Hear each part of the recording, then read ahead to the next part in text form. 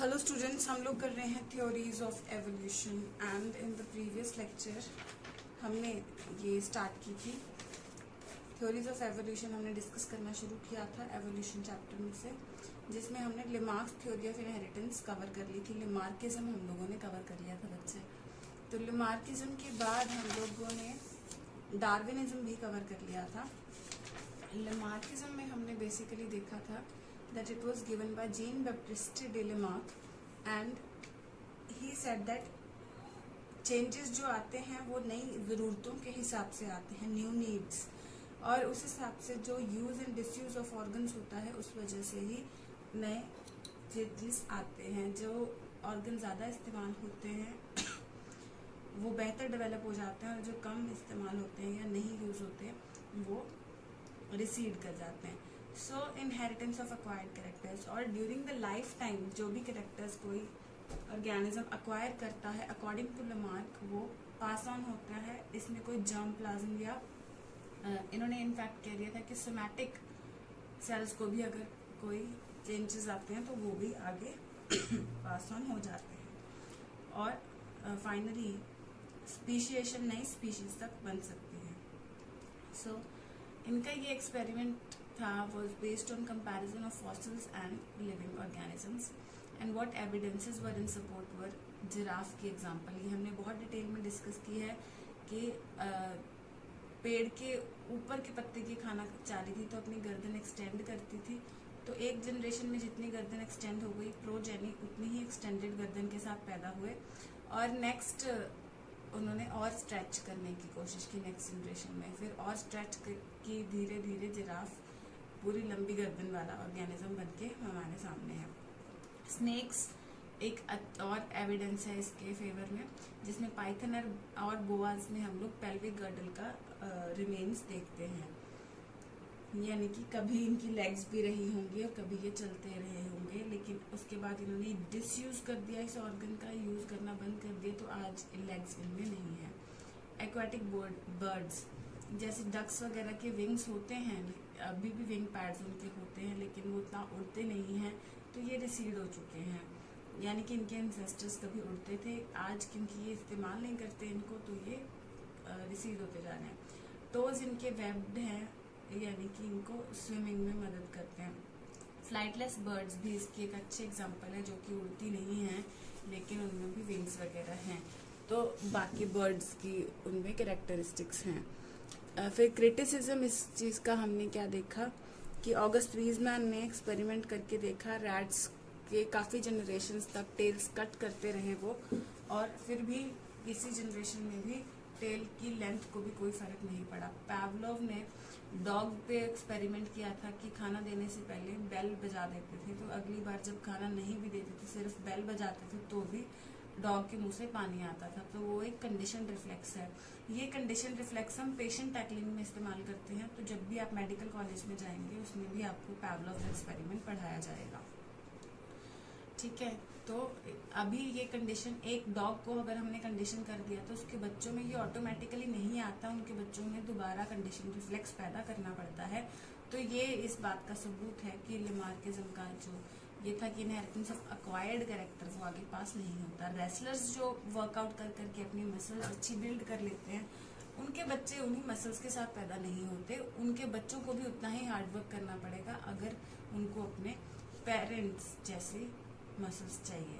अब हमारे यहाँ पे नाक छिदवाने और कान छिदवाने का ट्रेंड सा है काफ़ी सालों से, जो पियर्सिंग जिसको हम बोल देते हैं, तो बच्चे इस पियर्सिंग के साथ ही पैदा नहीं होते, उनको भी पियर्सिंग करानी ही पड़ती है। तो ड्यूरिंग द लाइफ टाइम जो एक्वायर किया गया कैरेक्टर है यानी पियर्सिंग ये आगे पास नहीं होता है, तो ये भी इस बात का सबूत है, इसके अगेंस्ट लेमार्किज्म के अगेंस्ट एक सबूत है, ठीक है। चाइना के लोग लकड़ी वगैरह के या शूज़ पहनते हैं, टाइट शूज़ पहनते हैं ताकि उनके पैरों की ग्रोथ रुक जाए, ज़्यादा पैर लंबे ना हो, क्योंकि लंबे पैर उनको वो खूबसूरत नहीं मानते, तो छोटे पैरों के लिए वो वुडन शूज़ पहनते हैं। तो अगली जनरेशन में अगर वुडन शूज़ नहीं पहने जाते हैं तो आज भी देखा गया है कि उनके पैर लंबे हो जाते हैं, तो अगर वो छोटे पैर रखना चाहते हैं तो उनको ये ट्रेंड अपना रखना पड़ेगा, वुडन शूज़ पहनने ही पड़ेंगे, ठीक है, तो लेमार्क ने अपनी सारी स्टडी कहाँ पे, कौन सी पब्लिकेशन में डाली थी? फिलोसफिक जूलॉजी की। ये एक बहुत ही ज्यादा इंपॉर्टेंट क्वेश्चन है। इसके अलावा लेमार्क की थ्योरी कुछ हद तक मॉडिफिकेशन होके हमारे पास नियो लेमार्किज्म के नाम से आई। काफी साइंटिस्ट ने इसमें मॉडिफिकेशन की। ठीक है, तो this was about Lamarckism that we discussed yesterday. अब डार्विन ने कहा कि Darwin was inspired by Malthus के एसे ऑन पॉपुलेशन।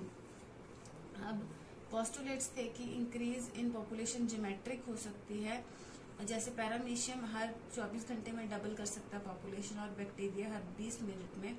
लेकिन ये चीज पॉसिबल इसीलिए नहीं हो पाती क्योंकि फूड रिसोर्स और स्पेस अवेलेबल अबंडेंट नहीं होती है, लिमिटेड होती है। फूड इंक्रीज पॉपुलेशन की तरह ज्योमेट्रिक नहीं होता है, रैदर ये एरिथमेटिक होता है, तो फूड लिमिटेड हो जाता है इस वजह से। ठीक है, तो रीजंस कंट्रोल ग्रोथ के हम कह सकते हैं कि लिमिटेड फूड है क्योंकि फूड सिर्फ एरिथमेटिकली ही ग्रो कर रहा है, और जिस वजह से इनकी आपस में स्ट्रगल हो जाती है, कंपटीशन हो जाते हैं, स्ट्रगल फॉर एग्जिस्टेंस यहाँ आ जाती है। So there is struggle for existence. Struggle for existence intra specific हो सकती है, struggle for existence intra specific हो सकती है, यानी कि एक ही स्पीशीज के मेंबर्स में आपस में हो सकती है। इंटर स्पेसिफिक हो सकती है, एनवायरमेंटल भी हो सकती है, यानी एनवायरमेंट उसको सूट करती है या नहीं करती है। Variations in a population, continuous variations हो सकती हैं या म्यूटेशंस तक हो सकती हैं, जिन वजह से चेंजेस आ सकते हैं। और क्या कहना था इनका, डार्विन का, कि जब भी वे वेरिएशंस जो भी आ जाती हैं उसके हिसाब से जो वेरिएशंस एनवायरनमेंट को सूट करती हैं उस हिसाब से नेचुरल सिलेक्शन हो जाती है and survival of the fittest हो जाता है। सर्वाइवल में हमें पता है कि वो सर्वाइवल अल्टीमेटली मीन्स या fitness ultimately means reproductive fitness, that means जो भी अच्छे कैरेक्टर्स होंगे वो इनहेरिटेंस उनका हो जाएगा और धीरे धीरे नई स्पीशीज तक बन सकती है। So this was about Darwinism. ठीक है, सिंपल जो डार्विन ने खुद पॉइंट दिए थे और खुद जो लेमार्क ने दिए थे पॉइंट। तो अभी मैल्थस के ह्यूगो डे व्रिस के बारे में ऑल्दो हम लोग डिस्कस कर चुके हैं, लेकिन थोड़ा मैं आपको इसके बारे में क्लियर सा एक व्यू जरूर दूंगी।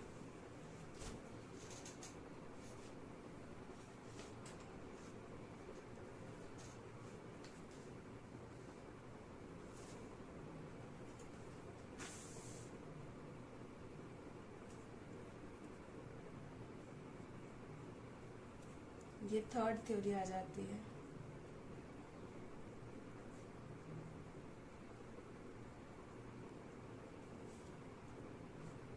Mutation theory of evolution.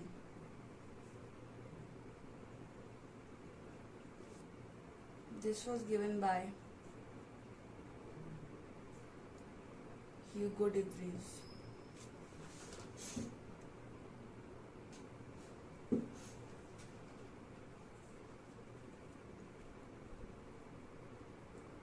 He worked on evening primrose,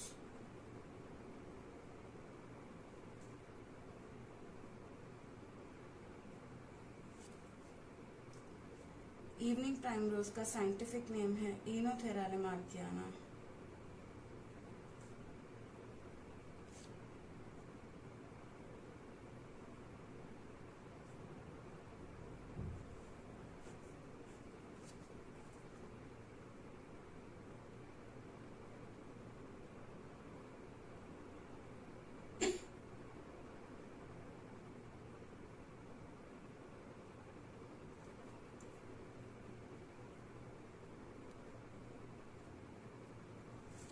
He selected some plants of evening primrose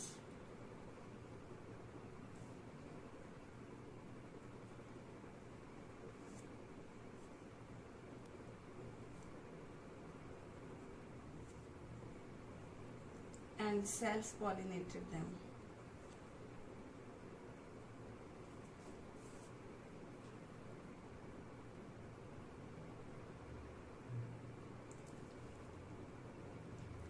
So he took some plants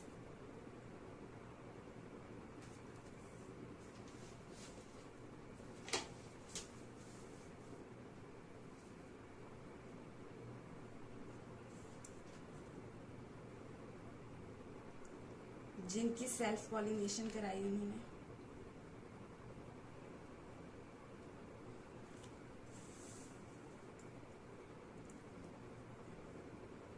इनमें से he got majority of the plants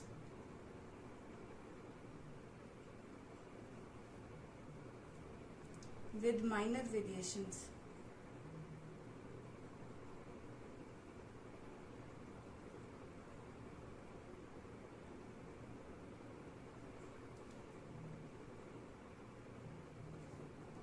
And a few plants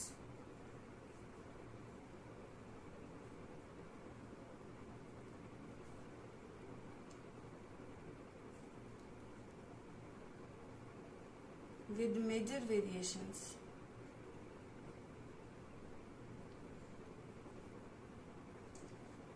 इन्होंने देखा कि कुछ plants की self pollination कराते हैं, तो सेल्फ पॉलिनेशन के बाद जितने भी प्लांट्स आते हैं उनमें से मेजॉरिटी ऑफ द प्लांट्स में बिल्कुल थोड़ी थोड़ी वेरिएशंस थी, लेकिन बहुत थोड़े प्लांट्स ऐसे थे जिनमें बहुत ज्यादा मेजर चेंजेस इन्होंने नोटिस किए। फिर ये जो कुछ प्लांट्स थे जिनमें मेजर चेंजेस इन्होंने नोटिस किए, तो इनकी सेल्फ पॉलिनेशन आगे कराई।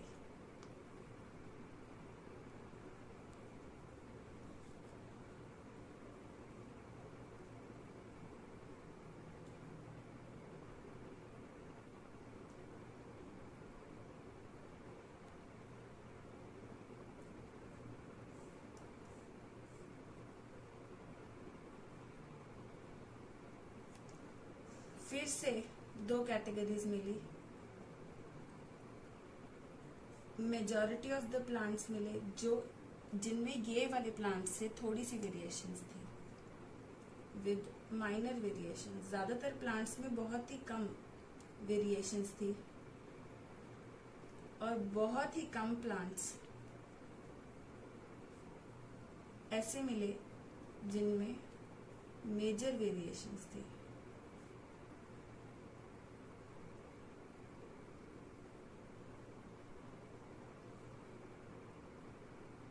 ऐसा इन्होंने काफी जनरेशंस तक किया।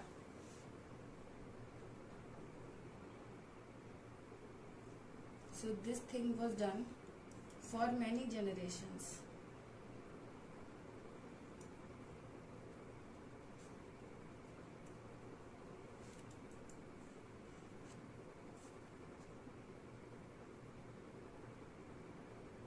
ये जो हम विद माइनर वेरिएशंस की बात कर रहे हैं, ये वेरिएशंस कौन कौन सी थी?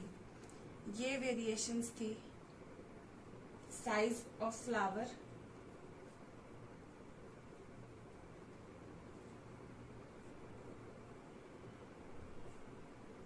कलर ऑफ फ्लावर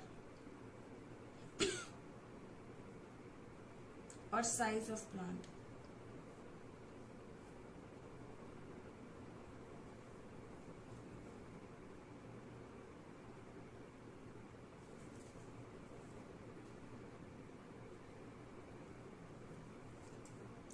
चेंजेस जो आए वो आ रहे थे नंबर ऑफ क्रोमोसोम्स में।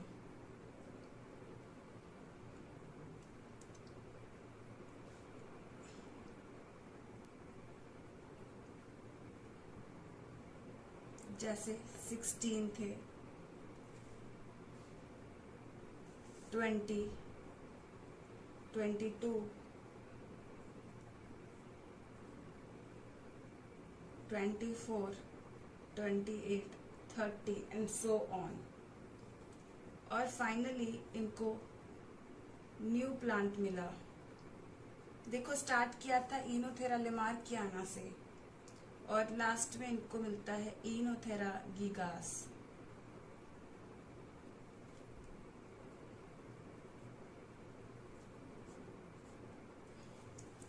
आई थिंक थोड़ा बहुत अगर उस पे स्क्रिबलिंग की वजह से ना समझ आ गया होगा तो यहाँ पे आपको क्लियर कैसे प्रेजेंट करना है ह्यूगो डिवीज के एक्सपेरिमेंट को, वो यहाँ पे बिल्कुल क्लियर हो गया होगा। तो इनोथेरा लेमार्कियाना की सेल्फ पॉलिनेशन कराई, जिसमें मेजॉरिटी ऑफ द प्लांट्स कुछ माइनर वेरिएशंस के साथ ही दिखाई देते हैं और बहुत ही कम प्लांट्स इनको मेजर वेरिएशंस के साथ दिखते हैं। अब इन कुछ प्लांट्स की सेल्फ पॉलिनेशन अगर कराते हैं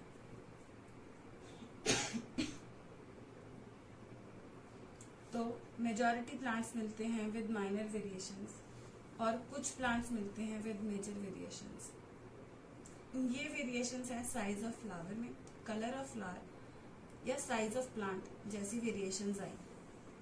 नंबर ऑफ, ये ऑब्वियसली अलग स्पीशीज तक बना रहा है, यानी कि जब ऐसी कैरेक्टरिस्टिक्स में चेंजेस दिखने शुरू हो जाए। तो ऐसे ही सेल्फ पॉलिनेशन कराते कराते जब इनको ये few plants with major variations बहुत बार मिल रहे थे, तो इनमें ये इनका कहना था ह्यूगो डे व्रीज का कि क्रोमोसोम्स का नंबर ही चेंज हो रहा है। जैसे इनिशियली अगर इवनिंग प्राइमरोज में 16 था तो अगली जनरेशन में 20, 22, 24, 28, 30 ऐसे क्रोमोसोम्स का नंबर चेंज हो रहा था। ह्यूगो डे व्रीज का कहना था कि वेरिएशन तभी आती है जब क्रोमोसोम का नंबर चेंज होता है। ठीक है, लेकिन आज की डेट में हम जानते हैं कि क्रोमोसोम का नंबर चेंज होना जरूरी नहीं है। तो नया प्लांट मिला इनोथेरा गिगास।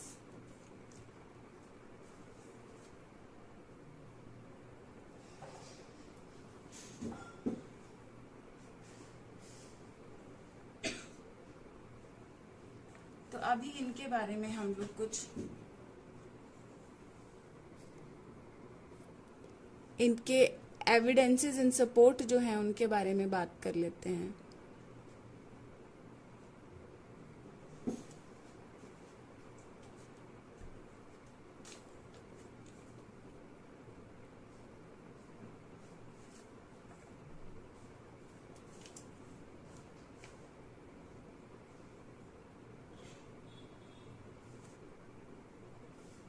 एक्सपेरिमेंट्स या examples in support.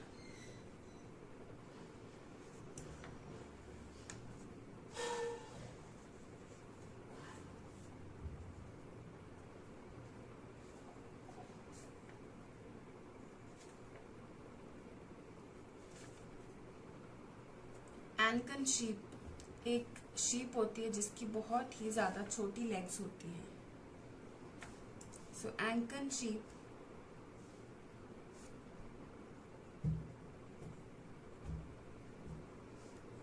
with exceptionally small legs.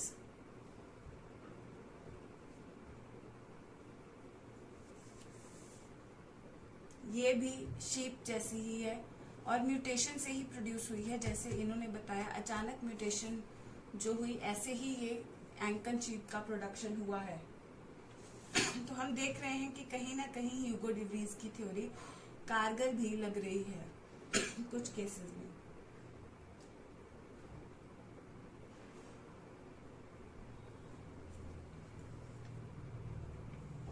और कौन सा experiment? Similar experiments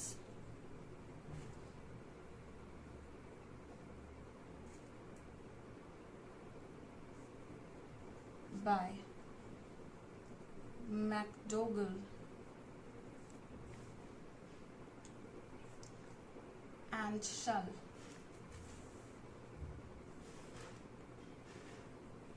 gave same results. उन्होंने सेम एक्सपेरिमेंट किया और सेम ही रिजल्ट आए।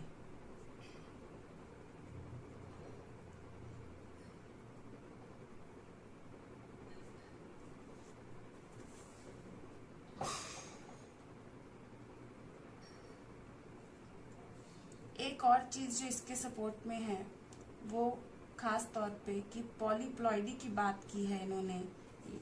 तो polyploidy is common in plants और ये एक बहुत ही ज्यादा ठोस एविडेंस आ जाता है म्यूटेशन थ्योरी के फेवर में।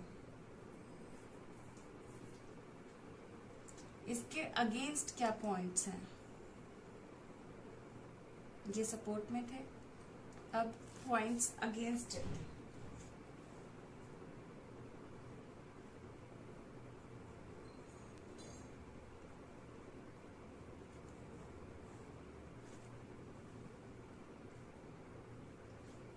जैसे इन्होंने बताया कि हर जनरेशन में ही म्यूटेशंस आ रही हैं, म्यूटेशंस इतनी कॉमन भी नहीं है।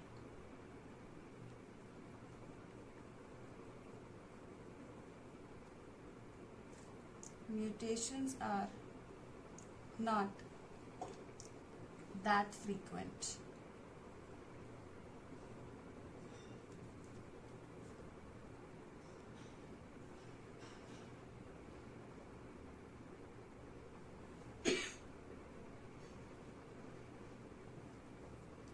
Now Hugo de Vries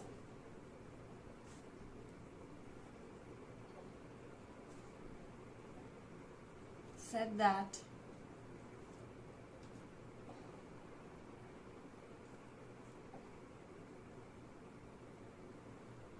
mutations are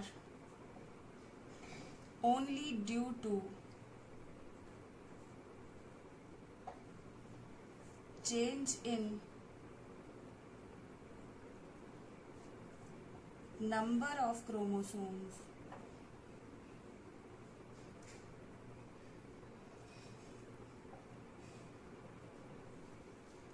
But now we know that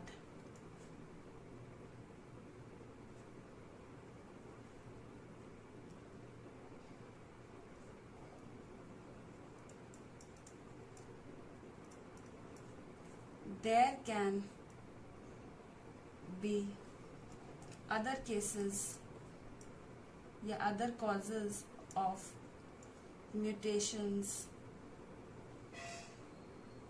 too, like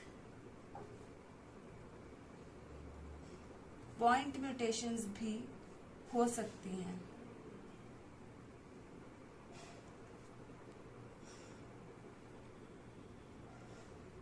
point mutations etcetera. तो इन्होंने ये एक्सपेरिमेंट किए. ऐसे ही एक्सपेरिमेंट मैकडोगल शल ने प्रूव कर दिया कि एक्सपेरिमेंट जरूर सही था. पॉलीप्लॉइड देखो, वीट जैसे हेक्साप्लॉइड है तो पॉलीप्लॉइडी प्लांट्स में देखने को मिलती है, तो ये भी इसको फेवर कर रहे हैं. एंथन शीप ऐसे ही प्रोड्यूस हुई थी अचानक से म्यूटेशन की वजह से. उसकी बहुत छोटी छोटी टांगे होती हैं. तो ये एविडेंसेस इन सपोर्ट है. अगेंस्ट आ जाते हैं कि म्यूटेशंस इतनी कॉमन नहीं है. ह्यूगो डी व्रीज ने कहा कि mutations number of chromosomes change हो तभी हो सकता है, लेकिन आज हम दूसरे कारणों को भी जानते हैं, जैसे कि पॉइंट म्यूटेशंस. ठीक है, तो फिर ये ह्यूगो डी व्रीज की थ्योरी को once and for all reject कर दिया गया, डिसमिस कर दिया गया. तो I give you 10 minutes nearly, आप इसको नोट डाउन कर लें.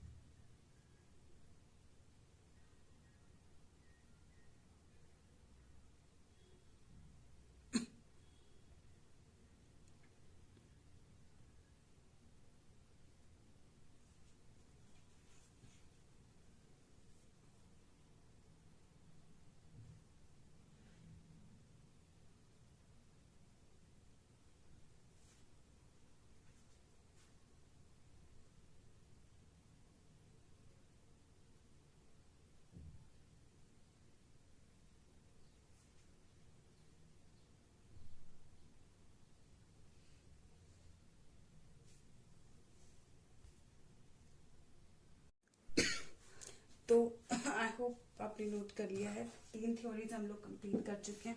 अभी जो मोस्ट वाइडली एक्सेप्टेड थ्योरी है हम उसकी बात कर लेते हैं।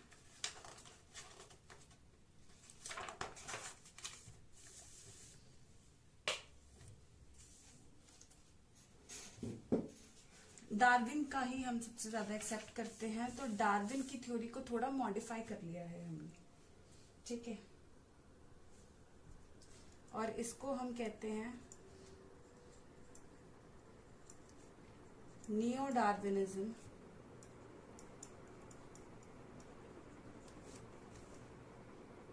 नियो मतलब न्यू डार्विनिज्म या मॉडर्न थ्योरी।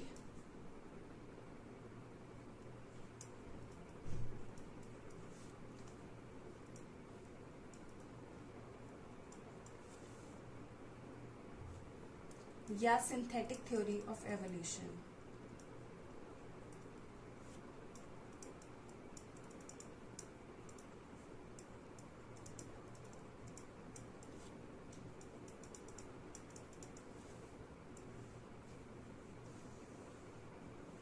सिंथेटिक मतलब बनाई गई है, बाद में चेंजेस किए गए हैं उसमें।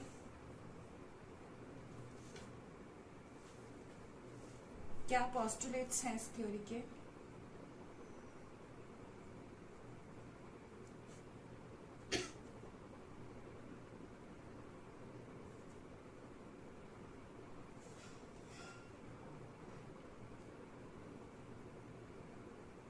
जीन वेरिएबिलिटी, कि जीन्स में वेरिएशंस ऑलरेडी प्रेजेंट होते हैं, ये बोला गया है अब नई वाली में। पहले जस्ट की वेरिएशंस आ जाती हैं, ये बोला गया था। Now in any population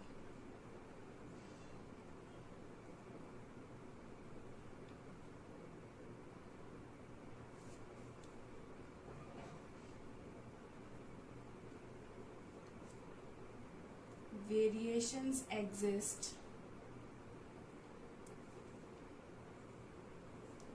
due to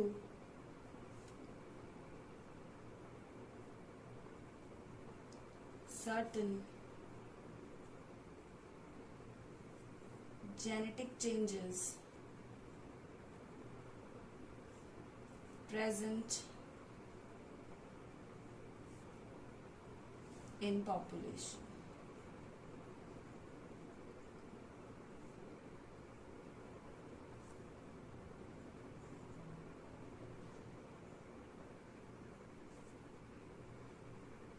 तो वेरिएशंस ऑलरेडी प्रेजेंट होती हैं। जैसे मैंने आपको वो इंडस्ट्रियल मेलानिज्म कराया था, उसमें ऑलरेडी ब्लैक प्रेजेंट थी मॉथ्स, लेकिन वो बड़ी बाद में। सो वेरिएशंस ऑलरेडी एग्जिस्ट करते हैं क्योंकि कुछ ना कुछ जेनेटिक चेंजेस होते रहते हैं और नेचुरल सिलेक्शन हो जाती है। जैसे उसमें हो गई थी कि कंडीशन चेंज हो गई तो उसमें ब्लैक वाली सूट कर गई, तो natural selection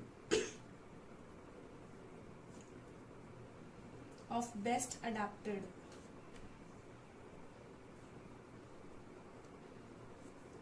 organisms, variations already present होती हैं, जस्ट उनकी सिलेक्शन हो जाती है।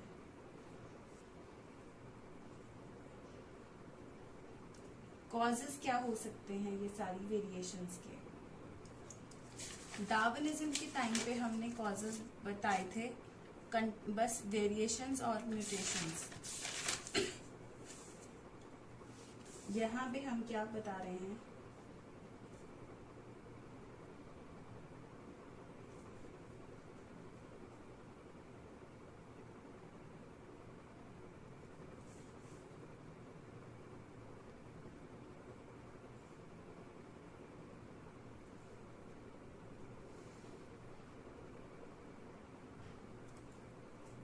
सबसे पहले म्यूटेशंस,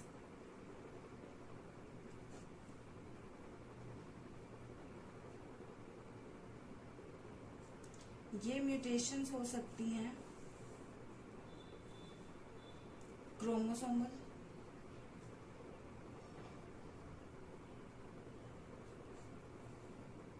क्रोमोसोमल में बेसिकली आ सकती हैं मॉर्फोलॉजिक एबरेशंस, मॉर्फोलॉजिक एबरेशंस में पर्टिकुलरली कोई एडिशन जैसे हो जाती है किसी पर्टिकुलर बेस की, तो addition mutation, deletion mutation, duplication यानी कोई डबल हो गया है अचानक से बेस, ट्रांसलोकेशन कोई अपने होमोलोगस क्रोमोसोम से आगे चला गया है, जैसे दो होमोलोगस क्रोमोसोम्स हैं, एक पर्टिकुलर से दूसरी पर्टिकुलर साइट पे ट्रांसलोकेट हो गया है, इन्वर्जन यानी दो ने अपनी पोजीशन चेंज कर ली है, ये सब समझाया था मैंने आपको, इन्वर्जन ये हो सकती है। तो ये मॉर्फोलॉजिकल एबरेशन हो गई क्रोमोसोमल में। क्रोमोसोमल के आगे दो कॉजेज, जैसे एक मॉर्फोलॉजिकल एबरेशन हो गई, दूसरा कॉज क्रोमोसोमल के अंदर हो सकता है न्यूमेरिकल। ये जो हमने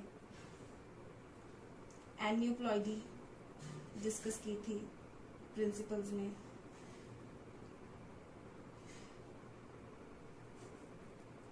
जिसमें मोनोसोमी,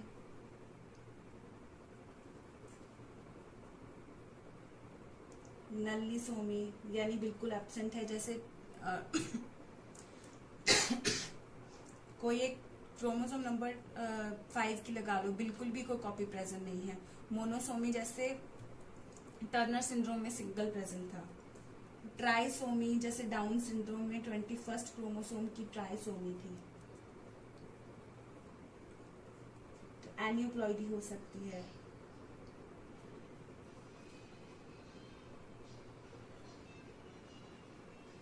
या यूप्लॉइडी भी हो सकती है।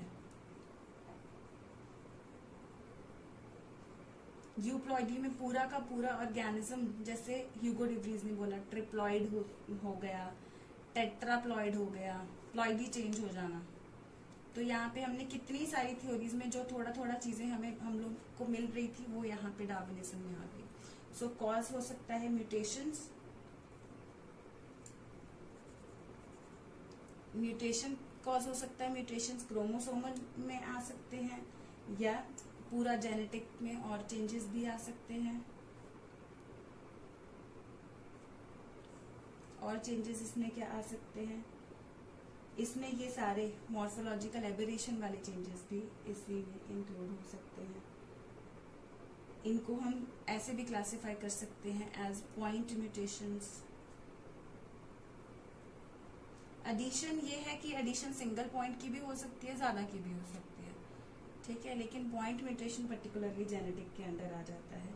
पॉइंट म्यूटेशन भी ये डिफरेंट टाइप का, एडिशन, डिलीशन एक्सेट्रा हो सकता है।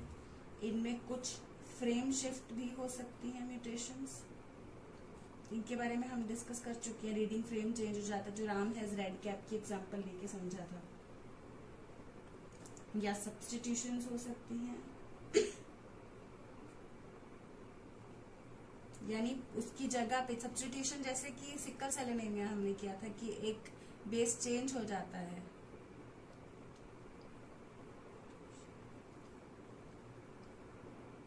ठीक है, तो कॉजेस क्या क्या हो सकते हैं, म्यूटेशंस हो सकती हैं। आप बेशक कैटेगराइज ना करें इस तरीके से। म्यूटेशंस क्रोमोसोमल हो सकती है। क्रोमोसोमल की दो कैटेगरीज हमने यहाँ पे लगा दी, ये दोनों क्रोमोसोम के अंदर ही आती हैं। ठीक है, मॉर्फोलॉजिकल एबरेशंस, एडिशन, डुप्लीकेशन, कुछ भी, मतलब एडिशन, डुप्लीकेशन, ट्रांसलोकेशन, यानी जीन्स में कोई चेंजेस आ जाए, तो वो सारे म्यूटेशंस की वजह से हो सकता है। और वेरिएशंस वगैरह किस वजह से आती हैं, जो हम नॉर्मल काफी टाइम से करते आ रहे हैं, दैट इज रिकम्बिनेशन। जैसे हमने सेल डिवीजन की थी, उसी के साथ में भी हमने रिकम्बिनेशन किया था कि क्रॉसिंग ओवर की वजह से जो रिकम्बिनेशन हो जाता है।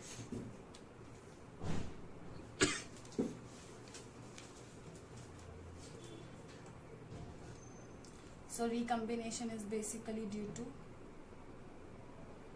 crossing over during cell division.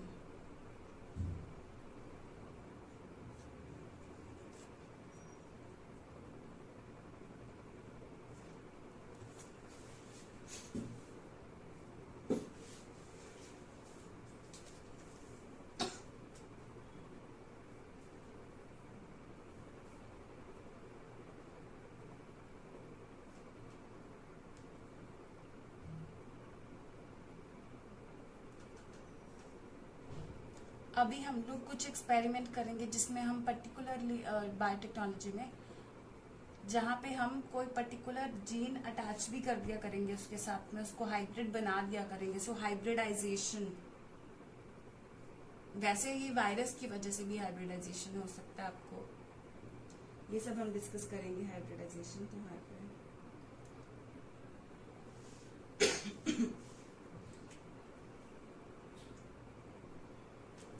एक बहुत ही इंटरेस्टिंग फैक्ट है, अगला टॉपिक हमारा जो आएगा उसमें भी हम लोग इसकी डिटेल करेंगे, जेनेटिक ड्रिफ्ट।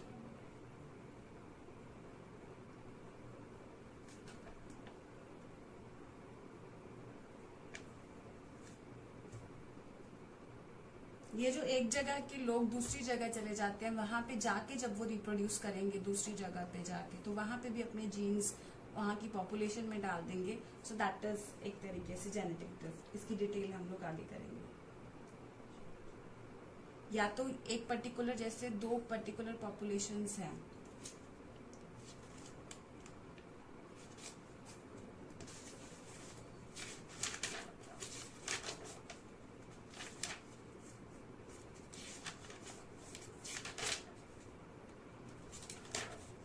कोई दो पर्टिकुलर पॉपुलेशन है, यहाँ से अगर कुछ जीन्स निकल जाएंगे तो इसमें भी चेंजेस आ जाएगा, इसमें कुछ ऐड हो जाएंगे तो इसमें भी चेंज आ जाएगा। तो जहां से निकल रहे हैं वहां पे भी चेंज, जहां पे जा रहे हैं वहां पे भी चेंज। सो जेनेटिक कंपोजिशन पॉपुलेशन की इस वजह से हम कह सकते हैं चेंज हो जाती है।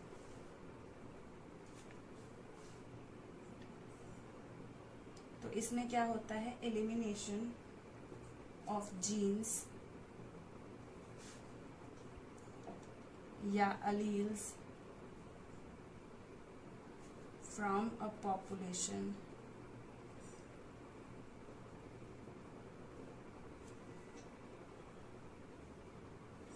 ड्यू टू एनी रीजन, किसी भी रीजन, या तो माइग्रेशन भी हो सकता है रीजन, या डेथ वगैरह भी हो सकती है, कोई बीमारी हो सकती है जिसने पर्टिकुलर जीन को अफेक्ट किया।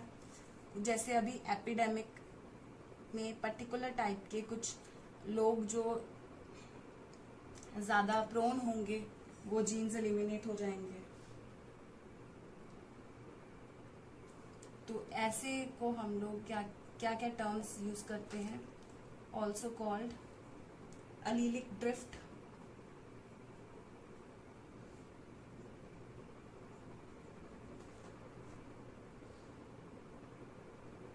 और इसको एक साइंटिस्ट के नाम से भी नाम दिया जाता है, सीवॉल राइट इफेक्ट,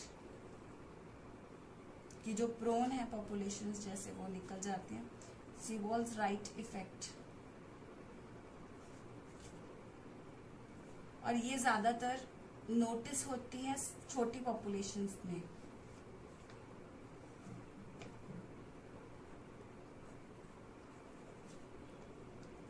ऑलवेज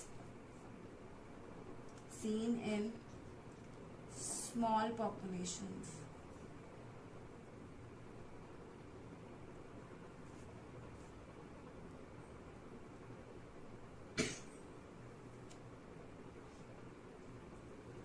ठीक है, तो इन सब चीजों की वजह से चेंजेस आ जाते हैं, mutations, recombination, hybridization, genetic drift. और फिर रिजल्ट्स क्या रहते हैं,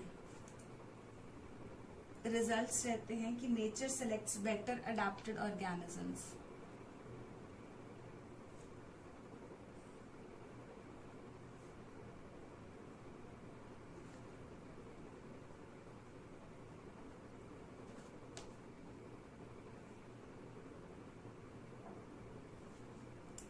ये समझ चुके, बहुत बार बता दिया, नेचर में जिनमें वो जीन्स बेनिफिशियल होंगे वो सेलेक्ट हो जाएंगे।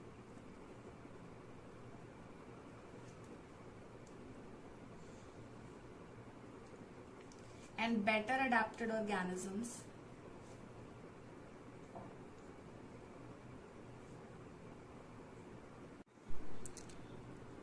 मैंने यहाँ तक नोट कर दिया। आप सोच रहे हो कि कैसे ये चीज आ गया, तो बीच में मैं समझा रही थी और ये बंद हो गया था, मेरे को पता नहीं चला, फोन का फुल हो गई थी मेमोरी वगैरह। तो मैं आपको समझा देती हूँ। यहाँ पे थी जब रिकॉर्डिंग बंद हुई, मैंने अभी चेक किया।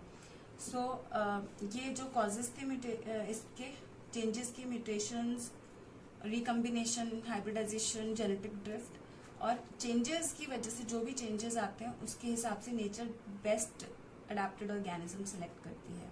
और बेटर अडेप्टेड ऑर्गेनिजम्स जो होते हैं ये ज्यादा ऑफस्प्रिंग प्रोड्यूस करते हैं। सर्वाइवल ऑफ द फिटेस्ट हम लोग डिस्कस कर चुके हैं।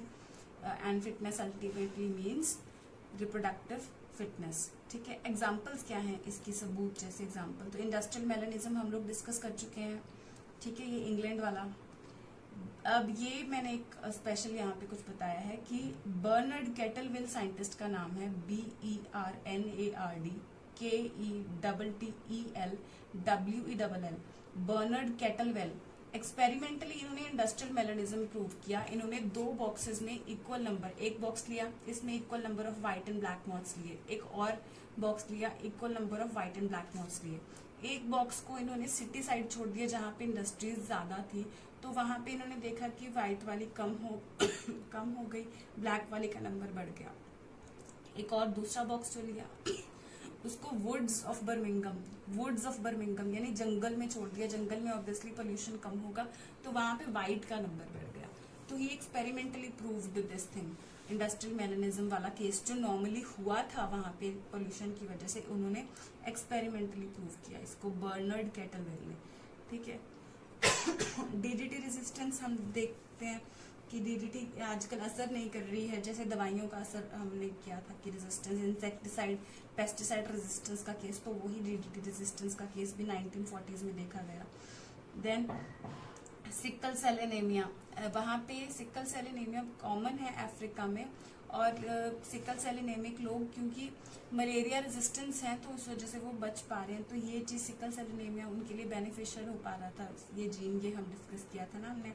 सो this is common in Africa. एक है Lederberg replica plating experiment. What is Lederberg replica plating experiment?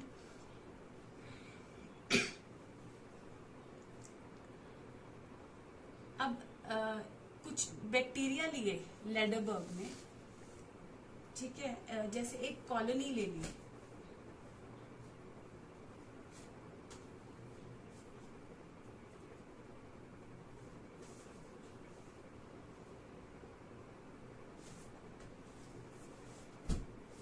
इन्होंने एक कॉलोनी ले ली बैक्टीरिया की, जैसे एक प्लेट ली, उसमें 4 कॉलोनीज हैं। ठीक है, तो इन्होंने क्या किया, इसकी कॉपीज बनानी शुरू की। एक लकड़ी का गोल सा जो इस प्लेट में फिट हो जाए ऐसा एक लॉग लिया, उसके ऊपर वेलवेट का कपड़ा बांध दिया और इसकी कॉपीज बनाई। उन्होंने क्या किया, इस प्लेट को इस लकड़ी के ऊपर यूं हल्का सा लगाया। लकड़ी के ऊपर क्या है, वेलवेट है, वेलवेट में उसका हल्का हल्का बैक्टीरिया उसके ऊपर चिपक गया। फिर नई कल्चर प्लेट्स के ऊपर उसकी कॉपी तैयार कर दी, तो इस तरीके से इसकी एग्जैक्ट कॉपीज प्रोड्यूस हो पा रही थी। एक बार इन्होंने क्या किया कि एक पर्टिकुलर कल्चर तैयार किया जिसमें एंटीबायोटिक था, एम्पिसिलिन था। तो फिर से उन्होंने इस सिंपल वाली प्लेट को इसके ऊपर जैसे कॉपी बनाई और वो एम्पिसिलिन वाली प्लेट के ऊपर अब कॉपी बनाने की कोशिश की। तो अब वो एम्पिसिलिन वाली जो प्लेट थी उसके ऊपर भी कॉलोनी बनी, लेकिन सिर्फ जैसे एक बन गई। यानी कि अब इनिशियली क्या था, ये सारी कॉपीज जितनी भी प्लेट्स की बन रही थी वो बिल्कुल एग्जैक्ट रेप्लिका बन रही थी। ठीक है, लेकिन जैसे ही एंटीबायोटिक इंसर्ट कर दिए, यानी कि एक तरीके से बैक्टीरिया के एनवायरनमेंट में चेंज इंसर्ट कर दिया, तब ये जो कॉपी थी उनमें से चारों में से एक ही बनी। अब सारी एलिमिनेट नहीं हुई, एक कॉलोनी फिर भी बन गई। अब हमें पहले नहीं पता था कि इस कॉलोनी में एंटीबायोटिक रेजिस्टेंस जीन है, लेकिन जैसे ही एनवायरनमेंट में ये चेंज आया, एम्पिसिलिन आ गया, तो एक कॉलोनी बच गई, यानी कि वो नेचर से सेलेक्ट हो गई। ठीक है, so this was replica plating experiment by लैडरबर्ग।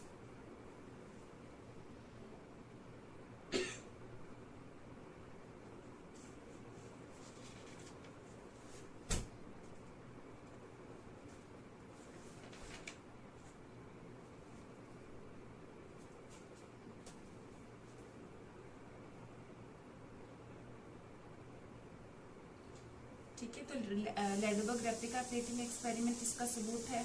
इसके अलावा आर्टिफिशियल सिलेक्शन कि हम लोगों ने आर्टिफिशियली इतना कुछ सेलेक्ट कर लिया है तो नेचर ने क्यों नहीं सेलेक्ट किया, ये पॉइंट भी हमने किया था। बस हम लोग पॉइंट्स बिखरे हुए डिस्कस कर चुके हैं, उनको जस्ट कोलैबोरेट कर रहे हैं।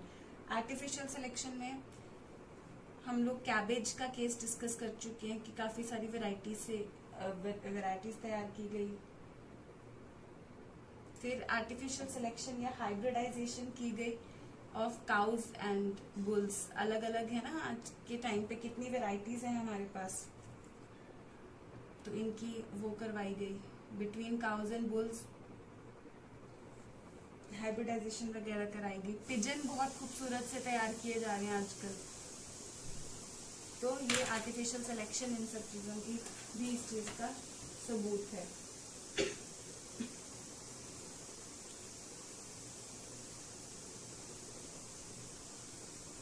लेडरबर्ग जो साइंटिस्ट थे, देवर जोशुआ लेडरबर्ग, एंड साइंटिस्ट का नाम था जोशुआ लेडरबर्ग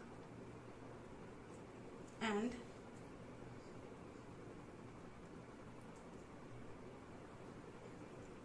एस्थर लेडरबर्ग।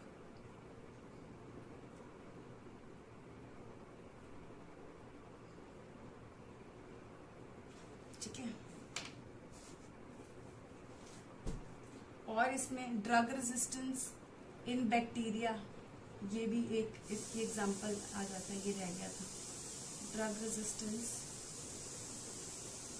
इन बैक्टीरिया।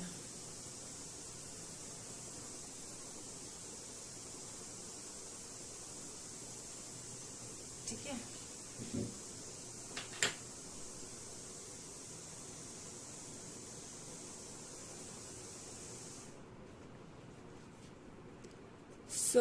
ये हमारा नियो डार्विनिज्म कंप्लीट होता है। तो आप 10 मिनट्स लें, इसको नोट डाउन करें।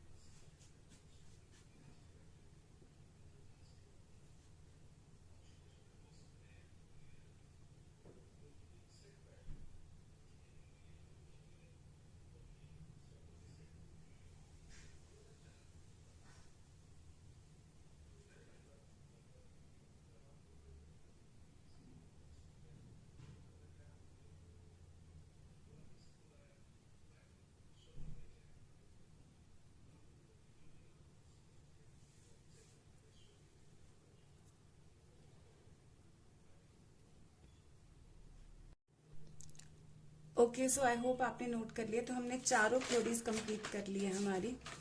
थ्योरीज ऑफ एवोल्यूशन में लमार्किज्म, डार्विनिज्म,